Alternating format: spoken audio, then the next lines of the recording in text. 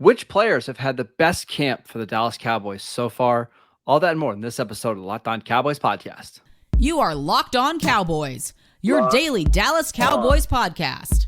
Part of the Locked On Podcast Network, your team every day. Locked On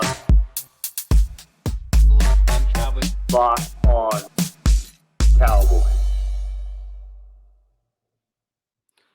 Welcome back to the Locked On Cowboys podcast, part of the Locked On Podcast Network, your team every day. We want to thank you for making us your first listen of the day. We are free and available on all platforms. And today's episode is brought to you by BetterHelp. It's not a crisis line. It's not self-help. It's professional therapy done securely online, available to people worldwide.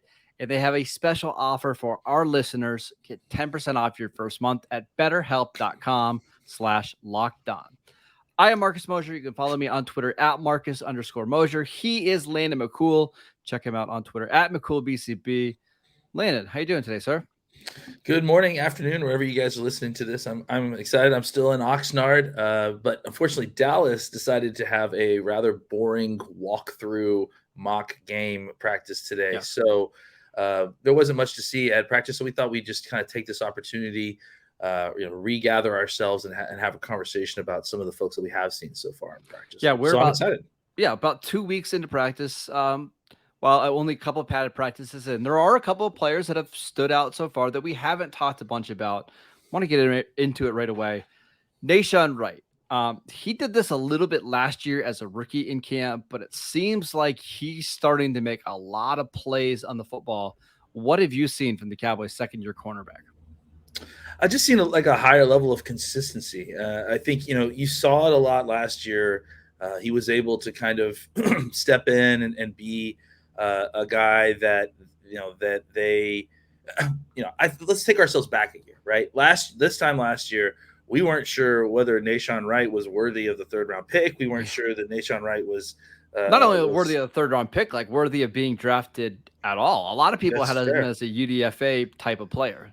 And then he came into camp last year and really showed, I think, throughout camp that he belonged and that he was, he had certainly the level of talent to make the team. And we didn't know exactly what the outcome was going to be at the end of training camp. But I think, he kind of tapered off a little bit at the end of training camp. But I think he showed that he had the athleticism and the ability to play in this league.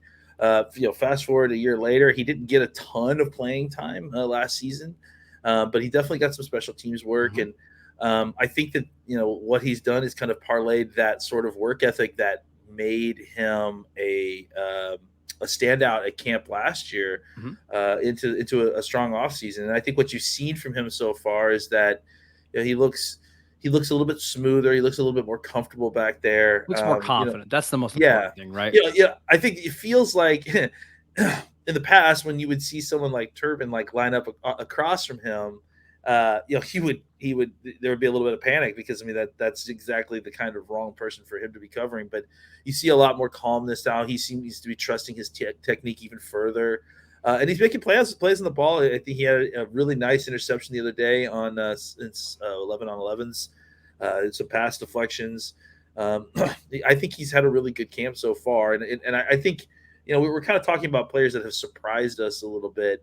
And I think with Nahshon Wright, it's one of those things where we have spent so much time again talking about Kelvin Joseph, talking about the other starters that are there, the new guy that they drafted, Bland, some of the other kids undrafted free agents. We kind of just he got lost in the shuffle, and he's kind of showing early in training camp that not only does he belong, but he may be a guy that's kind of on the move.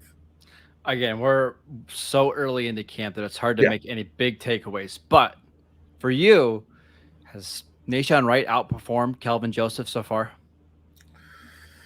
You're seeing Joseph make plays on the ball every once in a while. The issues that I'm nervous about is that he's still a little bit grabby. And I think that, what it's going to end up being is that Joseph will be the guy that will likely cover people a lot tighter, and especially in man coverage, I would assume, where he, he's a little bit more obviously of a agile athlete, quick-footed athlete. So if he has to go into the slot or something, he can.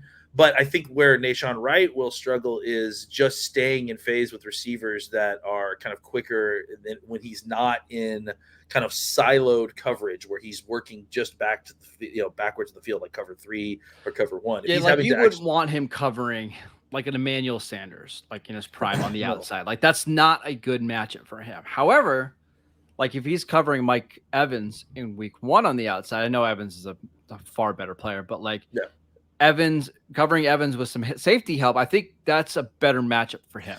Yeah, and I think he's going to seemingly perform well in those kind of coverages overall, like as a cog in the cover 3, as a cog in these sort of zone coverages. I think he's going to be fine. I think specifically where he'll have issues is what you just mentioned, playing man coverage against quick receivers, where he's going to like have to keep up with them through double moves and that sort of thing. That is where he could run into some trouble. Whereas Joseph will just. His trouble will more be that he may be in phase, but he's going to be grabby, and so he may get flagged. So it'll be interesting to see exactly which style sort of wins out between those two. It's fun to have depth at cornerback for the first time in forever. Like the last 2 years, first time in forever that they've actually had guys that, hey, if they happen to have an injury, it's not catastrophic for the entire defense, right? Yeah, I mean, one thing that was funny is that somebody was asking on another show, like, is Kelvin Joseph a bust at this point because he hasn't been able to take this job? I mean, you can look at it that way, and you can certainly be negative about the situation. No, but this is the way you're supposed to develop cornerbacks, right? Exactly. We've just been in a situation where, hey, if you're drafted in the first 3 rounds, you're playing as a rookie and you're playing a million snaps because we have no other choice, right? Yeah, and also it's not a bad thing that suddenly Jordan Lewis and Anthony Brown, found their games again with the new defensive coordinator. That's not bad news. And both of those guys, by the way, have had incredible camps as well. So that's not as surprising, but I think that just shows you this isn't a case where none of these guys can play. If anything, it's the problem that we have a lot of really good corners, and it's preventing these younger kids from getting an opportunity to kind of take their job.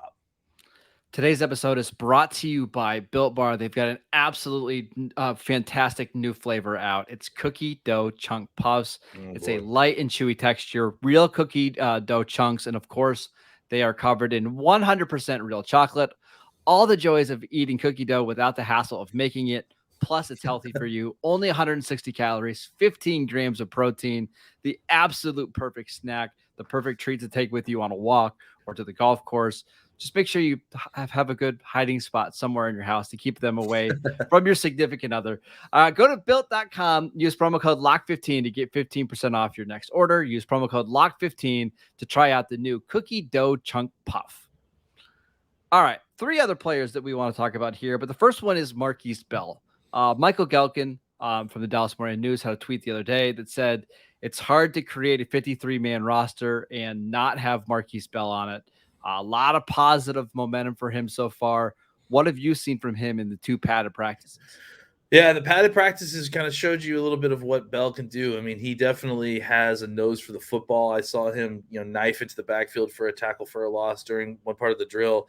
I will say that the one thing about Bell that's interesting to me is that he is not as big as I thought he was. He's not even kind of Javon Curse sized, or no, he's not. He's not. Or even like I saw him standing next to Israel Mukamu. Yeah, those guys are both legit 6'4". Yeah, he's not that. He's kind of a little bit shorter, probably about 6'2", and not quite as filled out as those guys either. But I think what he has, and not that he's tiny. He's still those guys are 212 pounds. Like those guys. It just goes to show you how big Jaron Curse and Mukamu are. Yeah, and if anything, I think he kind of compares size wise more favorably to Cox. Like he's that Cox, real Cox. He's more like that size. So I see a guy that clearly has a nose for the football. He's not taking a whole bunch of missteps. I mean, I've mostly seen him in the run game where I think. That kind of plays to his favor a little bit. So I'm interested to see him a little bit more in coverage, but I think he's a guy that, clearly is has got the skills that they want. I can see why they paid him all that money as an undrafted free agent.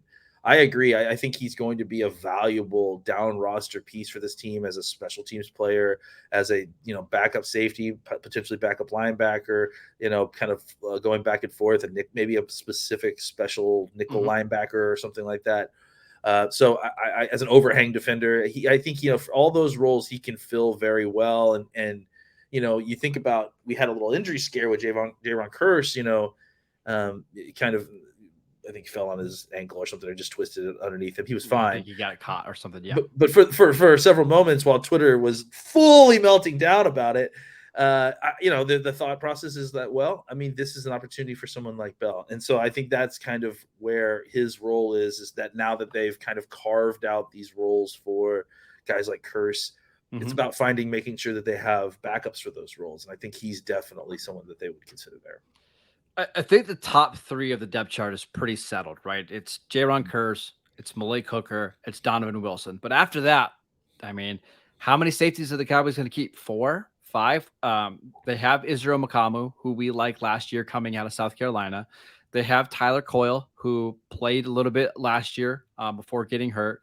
How would you say he's compared to those two guys so far in camp? I would say,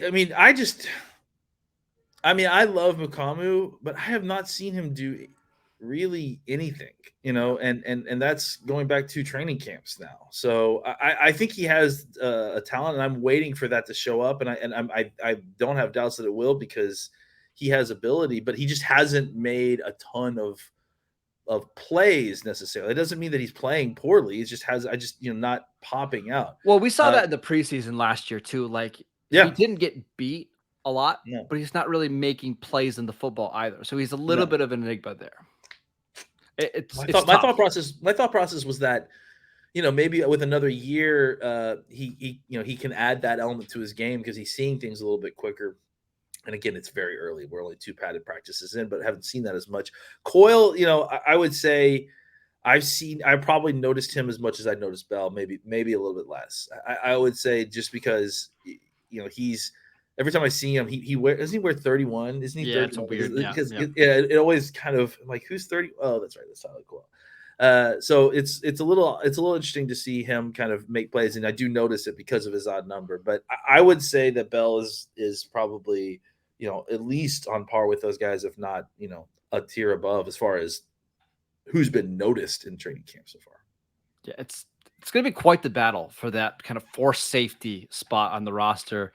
I would say Makamu's probably the favorite, just because he's got the most experience and because he was a draft pick. But who knows? The Cowboys also gave Marquis Bell a lot of money as an undrafted free agent. So that's one that we're going to be keeping an eye on. Next one's just a short one. Tony Pollard. Seems like every day we're seeing a tweet or two of him making a long run, having an explosive play in the passing game. How do you think Pollard has looked so far in practice? He's looked good. I mean, I don't know that it's been any different than it has been any other years. He looks, I would say the thing that's different is his usage. It seems like they are using him more to motion out and kind of having him catch passes and that sort of thing. But as far as, how dynamic Tony Pollard is, it's the same player that we've seen in previous years, which is very fast, very good. If anything, the exciting part of that has been seeing kind of Zeke get back to early last season's form, just because what that could mean for kind of redirection of Tony Pollard's duties, I think, which is good. All right, I got a tweet that I want to read you from our friend Jeff Kavanaugh from practice yesterday. Are you ready? He said, 20 is their best running back, and it ain't even close. Yeah, I mean, it's easy to get excited when they run 60 yards after Tyler Smith has buried the defensive tackle for you on a draw play. I think as far as running the football or being dynamic with the football in their hands, I think that's probably true. But I think in almost every other aspect, Zeke is a better player. I mean, a better running back. And I just think, though, with this team, you might not be wrong. Like, let's say I concede that to you, that Zeke is better at blocking. He's better at short yards. He's better at all that kind of stuff. With the way the offense is currently constructed and who's healthy and who's not, don't they need Tony Pollard more than Ezekiel Elliott? Don't they need some more of that explosiveness to scare defenses? It's not either or, as far as I'm concerned. It's both. They need both of these guys. Like, Well, that's the okay, thing. but I don't think. Go Let's put ahead. it this way. Let me put it this way. I don't think that we would be as successful without Pollard if we just had Zeke. However, I think we would probably be less successful if we had just Pollard and no Zeke. Like Pollard, I think it needs a complement. Oh, see, I disagree with that. But go Well, ahead. I mean, he's not developed enough in the other aspects of what you want in a running back to do the role by himself. I don't think that's why I think the role that they're trying to put him in fits so well, because is he good at taking the football and reading between the tackles and or outside and taking the ball, running the football? Absolutely, he is. He's incredible. He's got incredible speed and quickness. Is he, a guy that I would want to get a whole bunch of carries if the game required it? Maybe, depending on the situation. I just think that Pollard is a guy that really, and maybe 95% of all running backs are like this. They require a compliment, whereas I think Zeke probably does too, but to a lesser degree. And I think that they, at this point in their careers, they need each other, really. And I don't disagree with that. I don't disagree with that. Even if they got rid of Zeke or Pollard, I think they need to find an analog for that role to help complement the other player. I just think Zeke needs Pollard way more than what Pollard needs Zeke, because at this stage in Zeke's career, the explosive play rate is so low. It's one of the worst in the NFL. His efficiency as a receiver is really low because he just doesn't break a lot of tackles, and he's not a threat to move him out to the slot and have a positive ADOT. I think Pollard's explosive ability is something this offense really, really lacks and really needs. And that's why he's the guy that I want, no matter what, touching the ball 16 times a game. And if there's games where Zeke gets 8 to 9 touches, that's fine. But I think Pollard's the one that they've got to get him the ball consistently early in games. They can't wait around until the third drive to give him a series. He's got to be part of the game plan from play one. Yeah, I think that the only issue with any of that is that, I mean, in your scenario, like what, they're carrying the ball 15 times in one game? Like, no, I'm saying, I think, let's say there's 22 carries in a game, right? mm-hmm. Pollard's got to be the one that is a lock to get 15 of those every week. Some weeks there's going to be 30 carries. Some weeks there's going to be 22. I just think Pollard's got to be the one that has the highest percentage every week. I think the problem with that is that when you get to week 17, you're going to have a greatly depleted Pollard. And truly, if you need Pollard to be an explosive part of this offense, then what you should be trying to do is preserve Pollard. And that means I don't know if that's the case, though, because we've seen other running backs that are similar size to him take on much, much bigger workloads, and you don't see them wear down at the end of the season. That's at least my opinion. I think we've seen Pollard himself have issues after a bunch of carries, and I think he can get nicks and bruises as well. So I don't know. I think that it's we can haggle about it forever and ever, but I think they need each other desperately. This podcast is brought to you by BetterHelp. It's not a crisis line. It's not self-help. It's professional therapy done securely online, available to people worldwide. You can log into your account anytime and send a message to your therapist. You can schedule weekly video or phone sessions so you don't have to be on camera if you don't want to. And getting therapy every week is as easy as a few clicks on your laptop or phone. It's more affordable than traditional offline therapy, and financial aid is available. Visit their website and read their testimonials that are posted every single day. In fact, so many people have been using BetterHelp. They are recruiting additional therapists in all 50 states, and they have a special offer for our listeners right now. Get 10% off your first month at BetterHelp.com/lockedon. That is 10% off your first month of online therapy at BetterHelp.com. All right, Landon, let's talk about one more player who has performed pretty well so far in camp. That's Tristan Hill. We talked about him a little bit yesterday, but what have you seen from him so far? I think the thing with Tristan Hill is that we kind of almost have written him off. I mean, I think that the idea, he's just been such a victim of some of his own bad decisions at times, but also circumstance, like get some of the injuries that he got at terrible times for his development as he was kind of starting to come on a little bit, losing his coaching, I think the term that they use is rabbi, but basically the advocate for him on his team, who was obviously Rod Marinelli. Losing him, it was obviously a huge loss. And then obviously all the kind of additions that the Cowboys have made at the defensive tackle position. It basically rendered a guy who was a second-round pick for the Cowboys as an afterthought. And I think what we've seen is, and what we've seen in the past, I think, is Tristan Hill's a very volatile player. And I mean that figuratively and literally. I think he, is he plays with a lot of passion and I think plays with a lot of, effort. And I think at times previous to this, we've seen him be very up and down, very, very good. Oh, there's a flash. And then seeing him driven into a double team, 15 yards back on the field, So I think what we've seen a little bit in training camp so far is a little bit of less lows, like the lows aren't as low when he has a bad snap, and I feel like the highs, or at least the peaks, have come a little bit more frequently. You've seen him blowing up plays. I saw him get a tackle for a loss. I saw him get probably another sack after that yesterday. And look, it's early. It's still training camp, like we keep saying with these caveats. But I think this was a guy that we had discussed who could be a surprise cut, simply because the situation had gotten very poor.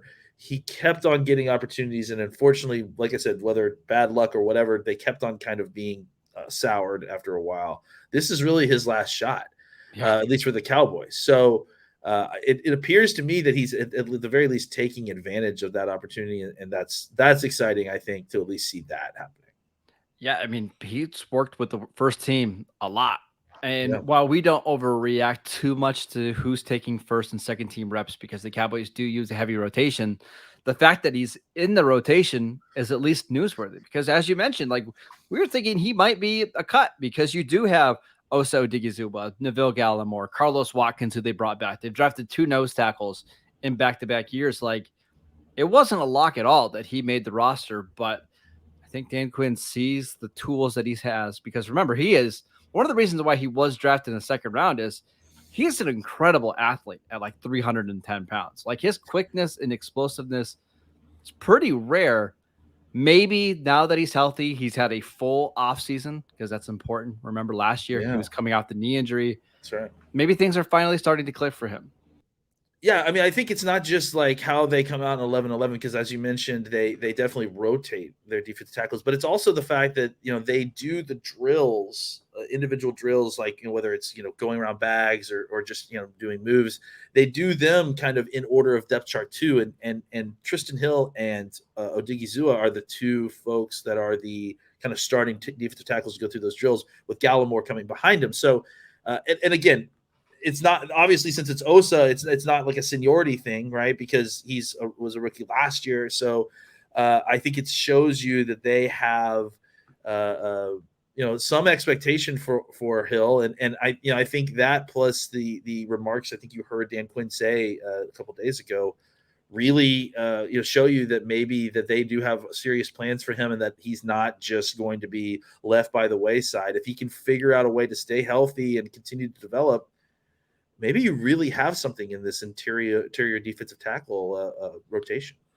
Yeah, and they don't need him to be Aaron Donald or Chris Jones or anybody like that. But if he just, let's say he lives up to his day 2 status, back in that 2019 draft, and he's just a valuable rotational defensive tackle, all of a sudden you feel really good about the depth. You might not have a star at that unit, but you have 3, 4, maybe even 5 guys that you feel like there's not a drop off when any of them go on the field.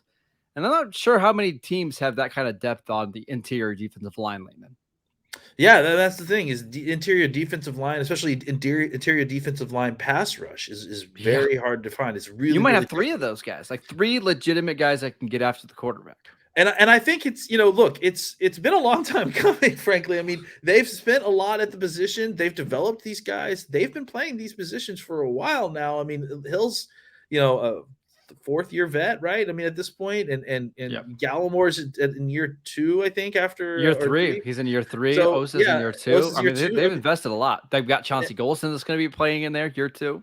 Yeah, and I think, and then on top of that, Ridgeway. So honestly, they've invested a lot in a position that they, famously didn't invest very much in the past. So the fact that they were able, the fact that they were able to kind of collect these guys and, much to the chagrin of the previous administration, slow develop them, I think, is kind of starting. Hopefully, will start to pay dividends this season. All right, that is it for today's show. Thank you guys for tuning in. We want to thank you for letting us be your first listen of the day. Now make your second listen to Locked On NFL podcast. Our national NFL experts and insiders keep fans dialed in with the biggest stories and the latest news from around the league, because an offseason doesn't equal a break in the action. Shout out to our sponsor for today's show, BetterHelp, betterhelp.com/lockedon to get 10% off. Make sure you're following the show wherever you get podcasts. Check us out on YouTube. You could follow Landon at McCool PCB. I am at Marcus _Mosher, and we'll see you guys next time.